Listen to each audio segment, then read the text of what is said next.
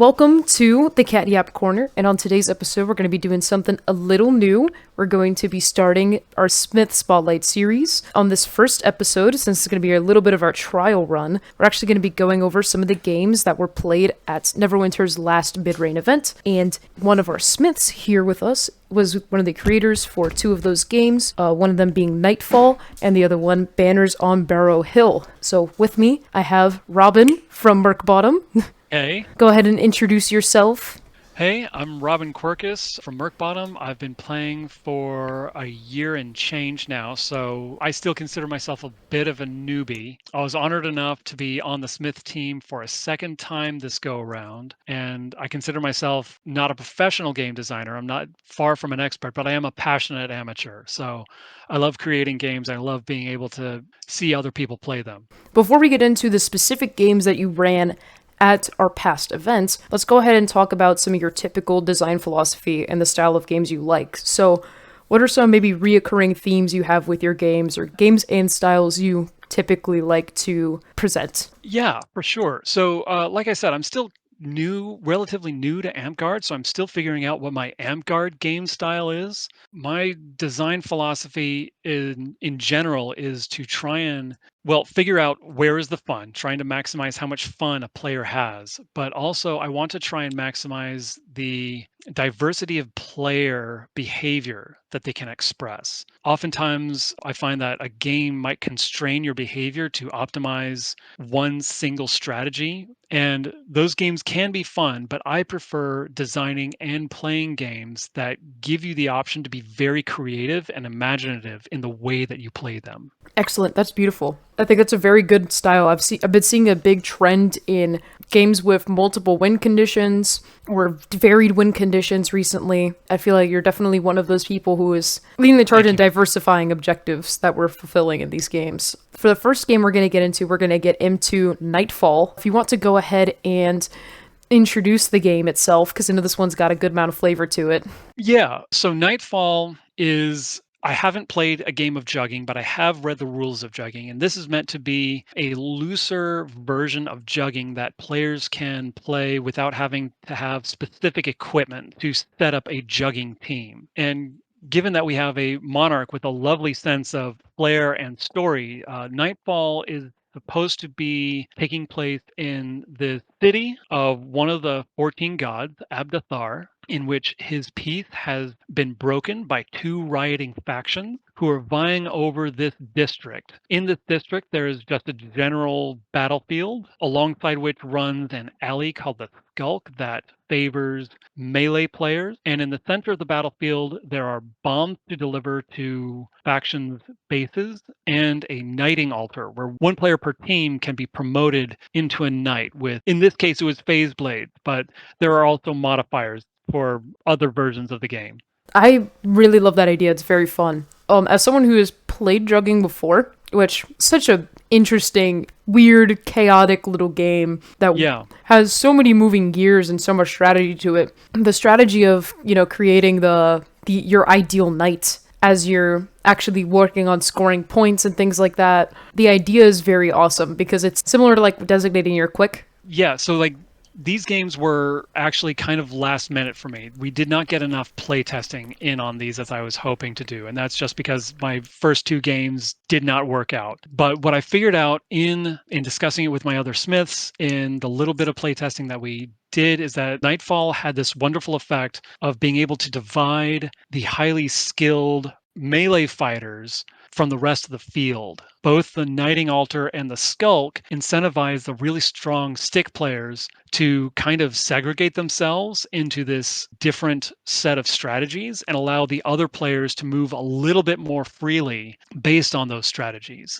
Yeah, so just to dive a little bit deeper into certain aspects of the game, the setup for the game is pretty straightforward with, dividing up the teams, creating the Skulk, which kind of plays similarly to a bridge itself, and then marking like the Knighting Altar, getting the designations for the knight, the carryable bombs, like most of your basic game setup stuff. Going into your how to teach section, which, by the way, a fantastic section in the write-up, very good for breaking down frequently asked questions. Going into the stuff with like the bombs, like you add a lot of details details into making sure that if you handed this to someone who had never played this game before, they had every answer they needed.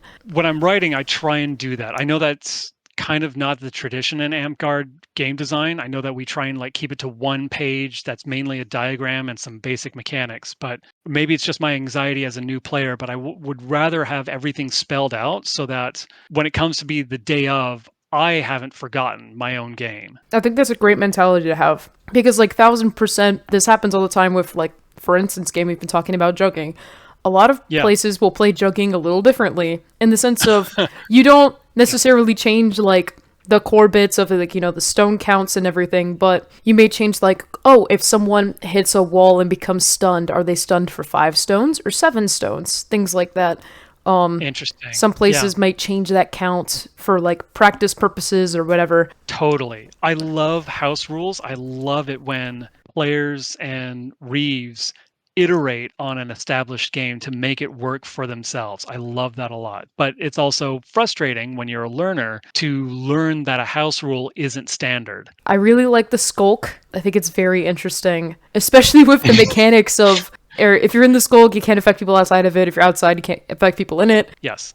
That's pretty cool. What I was hoping was that the skulk would be utilized to that if red team almost but did not quite score, that it would enable blue team to push really hard by running that bomb that was nearly delivered right up the skulk. And, you know, it's an anti-snowball. I was hoping for it to be an anti-snowball effect. And additionally, I was really hoping for like a really strong stick jock or somebody in heavy armor to just realize that and then stick themselves in the skulk to deny that running potential. But I might have flubbed the teach the day of, or maybe people were, you know, already a bit hot and exhausted by the time they got around to hearing these rules because I didn't see those strategies used. So I might have to go back to the drawing board and find a different way of building that mechanic in a more elegant, understandable way. What were some of the strategies that you saw people using aside from the ones that you intended that you just mentioned weren't really prevalent? Yeah. So in Nightfall, I don't think I saw anything unexpected. Although I wasn't the best person to ask that question of, ironically, despite being the game designer, I was playing healer a lot of this weekend. And a lot of my job healing this weekend was spent muttering to myself to resbot people back onto the field. So I didn't see any in Nightfall. I don't think I saw any unconventional, unexpected plays. That's fair. I mean, to be fair, in the simplest sense, if you're ignoring the meat and potatoes of the game, it is a refreshable payload. That's all it is. Yeah. Yeah, it's football without having to stop between each down. So overall, would you say that the game ran well for Kingdom, even if it wasn't in the way you intended, still worked overall? I think it went okay. I think it's definitely something that I would like to revisit and make better. I think maybe having all 3 of these mechanics together, the bombs, the skulk, and the knight together, might be overcomplicated for a large crowd to play for just one time over one weekend. Like when you're designing for a large audience who you do not know, simpler is better. So I think I might have just over-designed this a bit. I think it can work better. I think all of this complexity can work better at a park level where you can teach it one weekend and then replay it over the next couple of weekends so that people can like better understand the rules and find novel strategies of addressing it. But yeah, I'd give this, like, if I was to grade this, I think I would give it like a C-. It's passing, but with flaws. That's fair. So if you were to re-bring this up at a Kingdom level, you'd basically cut out at least one of the big mechanics. So probably not the bombs, but maybe like either the knight or the skulk. Yeah, I'm enchanted by the idea of the skulk, and I can't tell if that's my own affection or if that's actually informed by what experience I have in game design. But I think the skulk has more interactivity and offers more depth of strategy than the knight does. So I think I would eliminate the knight first as a test. I think I'm inclined to agree with you on that because I think the skulk, with your intention of it being the anti-snowball mechanic, for if a team happens to wipe, someone could just sprint along the skulk. Or Yes. when numbers are dwindling, someone could go, there's an opening enough for me to sprint down here. Like, they overpushed. I have a bomb. I'm going to sprint down the skulk. It Right. teaches a good mechanic of not overpushing, because someone could sprint through there at any second. And if you aren't there to catch them, then they're going to score a point. Thank you. Yes. Yeah. These are the kind of strategies that I hope to see. And Yeah, yeah, I was agreed. kind of bummed I Yeah. couldn't play in this game because I looked at the write up for this and I was like, I want to play this so bad. But Thank you. Please, if you want to take it to your park and iterate on it and make it your own, please do so. overall, like Nightfall, this is the first of Robin's games that was played throughout the weekend.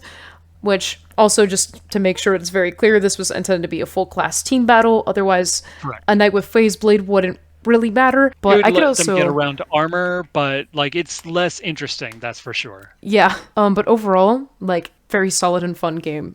Definitely, I see what you mean about it working a little better at park level, especially when you get to play it over and over. So many different tactics you can employ. But let's go ahead and move on to game 2. So for game 2, which unironically may have been my personal favorite of the weekend because I had so much fun as the NPC in this game. This one is called Banners on Barrow Hill. So if you want to go ahead, Robin, and introduce your game and like the flavor for it. Yeah, this is Banners on Barrow Hill. So unlike Nightfall, where Nightfall is a payload delivery, capture the flag variant, Barrow Hill is more like a King of the Hill variant. There's literally a hill, and there's a periodic scoring mechanic where you have a stopwatch, and every 2 minutes you count the number of banners that a team is holding over their head on the hill. So if blue team is holding up 2 banners and red team is holding up 1 banner, when that time period arrives, it's 2 points to blue, 1 point to red. Additionally, there is a NPC mechanic called the Reaper, where they are entirely invulnerable, and it tries to chase players out of the hill by tagging players and just instantly killing them. Yeah, so just looking through, I'm just scrolling through the write up for purposes of anyone who's watching to get a look. Now that I got into the map portion, there we go. One thing about this game that I thought was very interesting is I love any game where you throw in an NPC. I think that it's great and fun. Yeah, I did the same thing with a different game in the previous Kingdom event, and I was surprised at how well NPCs can fit into these games. It's definitely something I want to explore more. I think one thing that is very important with NPCs, just to go off of what you're mentioning, is that when you have someone who's also in on the game, not just a random player, who's working with the Reeves as an NPC, they could be a good balancing mechanic, which I know Yes. that we did this weekend. But if you want to go ahead and talk about maybe your design intentions and the strategies you were looking for players to do with this versus what they actually did throughout the weekend. So players definitely gravitated towards the strategies that I wanted them to. I wanted players to be stressed out about, oh, is the scoring timer about to hit that scoring threshold? I don't know.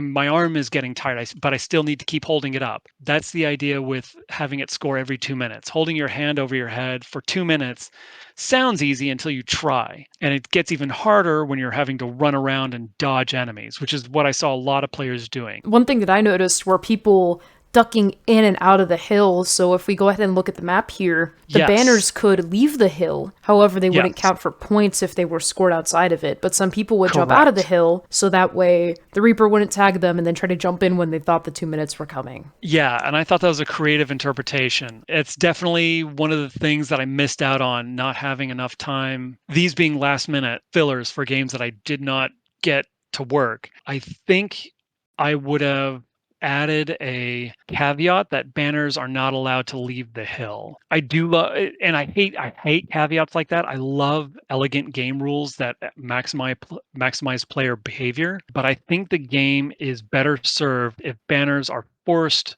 to remain in the scoring zone, that what we call the hill.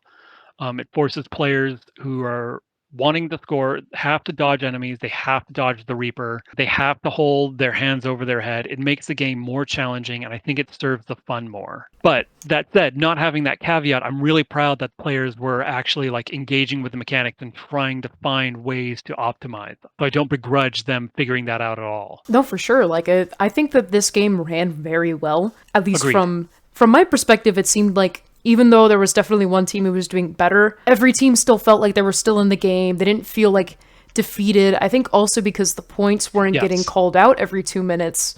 Teams really Yes. had no way of knowing if they were in the lead, so it builds the sense of urgency. That's another design philosophy that I've realized that, and this I think crosses different mediums of game design, that games are all about a vibe. A lot of designers fall into this trap of trying to replicate something real or trying to represent something realistically. And that can often be a trap because a lot of real life things are not fun. Actual warfare is not fun. Actual sorting files is not fun. And that gamifying it automatically adds, if you're gamifying it for fun, you're adding layers of fiction or abstraction or something on top of it that removes it from reality. So that tension is something that I'm really proud of.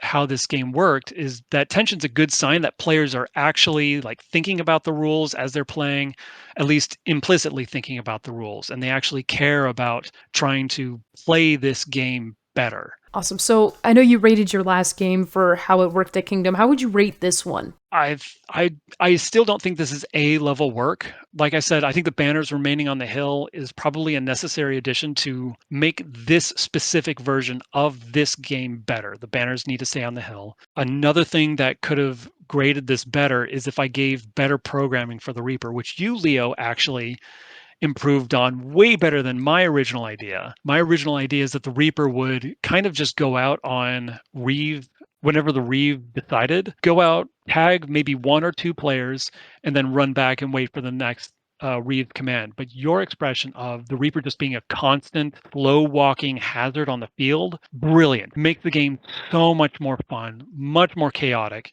I think I could have even added like another couple of Reapers, and it would have still made the game fun and given two more players the opportunity to have some giggles playing just an invulnerable death machine. Additionally, I did not see players, and maybe I just missed the instances in which it happened, but I was kind of expecting players to, like specifically archers and players using pole weapons, to kind of just hang out around the edges of the field and pick off enemies, similar to that of a bear pit.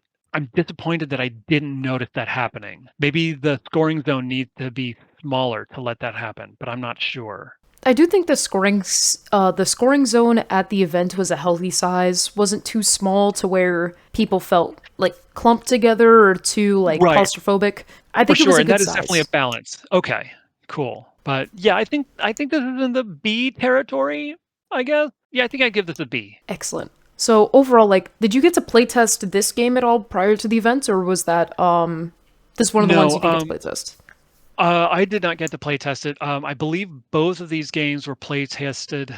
Oh gosh, forgive me if I get this wrong, guys. At Darkwater, were they tested at Darkwater? That sounds right because I know Tides did not playtest these. We playtested Abeja and Atticus's games since they were there at Yeah. Park. But Yeah. Anyway, flame me in the comments if it was your park who play tested these and not Darkwater. how dare I'm you, Robin? How dare you not be I'm omnipotent?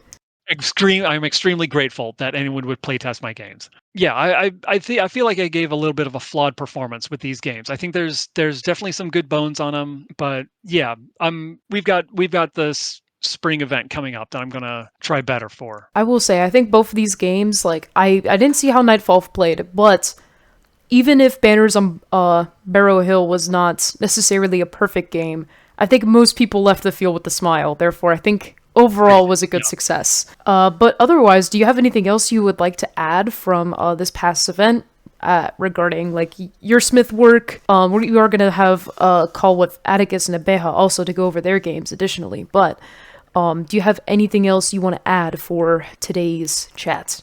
Well, I'd say that we've got a bunch of great Smiths in Neverwinter. If you have a chance to play in any of these games, consider like trying to smith something of your own. I think that we have some really great culture in Neverwinter, and we always want more people trying to design new games. Damn right we do. I love me a good new battle game. All right, well, thank you so much for joining me, Robin. I really Thank you, appreciate it. Leo. But that will be it for today's episode of the Cat-Yap Corner, where we're pivoting over to the Smith Spotlight series. We're picking out cool, awesome Smiths, up and coming or established, to go over some of their games. On today's episode, Robin gave me some of his time to go over the games from our just past Midreign, and hopefully we see a lot more work from you in the future.